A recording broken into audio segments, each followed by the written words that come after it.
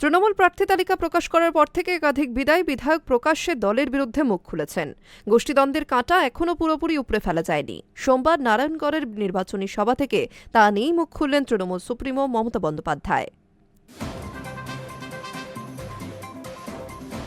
তৃণমূল প্রার্থী তালিকা প্রকাশ করার পর থেকে একাধিক বিদায়ী বিধায়ক প্রকাশ্যে দলের বিরুদ্ধে মুখ খুলেছেন। তারপর কিছুদিন পেরোল, গোষ্ঠীদ্বন্দ্বের কাঁটা এখনও পুরোপুরি উপড়ে ফেলা যায়নি। সোমবার নারায়ণগড়ের নির্বাচনী সভা থেকে তা নিয়ে মুখ খুললেন তৃণমূল সুপ্রিমো মমতা বন্দ্যোপাধ্যায়। বিক্ষুব্ধদের উদ্দেশ্যে তার সাফ বার্তা, টিকিট পাইনি বলে এটা নয় যে বিরোধিতা করব। স্পষ্ট ভাষায় তিনি বললেন, যারা মানুষের সঙ্গে জুড়ে থাকবেন তারা টিকিট পাবেন, আর না পেলে তা নিয়ে অসন্তোষের তো কিছু নেই। আমি তো কাউকে অসম্মান করিনি। বুঝিয়ে দিলেন, অশান্তি বরদাস্ত করা হবে না। ২৬-এর প্রার্থী তালিকায় একাধিক বদল এনেছে তৃণমূল।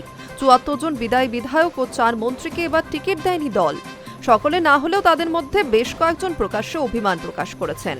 কেউ কেউ রাজনীতি থেকে সন্ন্যাস নেওয়ার কথাও বলেছেন। লাগাতার প্রকাশ্যেই অসন্তোষ প্রকাশ যে শীর্ষ নেতৃত্ব মোটেই ভালোভাবে নিচ্ছে না। সোমবার নারায়ণগড়ের নির্বাচনী সভা থেকে তা স্পষ্ট ভাষায় বুঝিয়ে দিলেন তৃণমূল সুপ্রিমো মমতা বন্দ্যোপাধ্যায়। তিনি বলেন, একবার টিকিট পেয়েছি, পরের বার পেতে পারি, নাও পেতে পারি। আমি তো কাউকে অসম্মান করিনি। আমাদের লক্ষ্য হওয়া উচিত মানুষের পাশে থাকা, ঐক্যবদ্ধ হয়ে কাজ করা।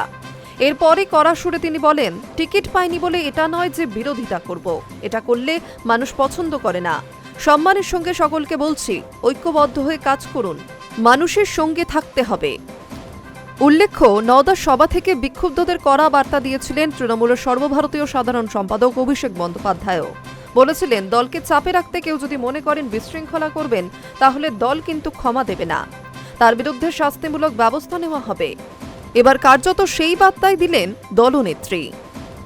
High news network.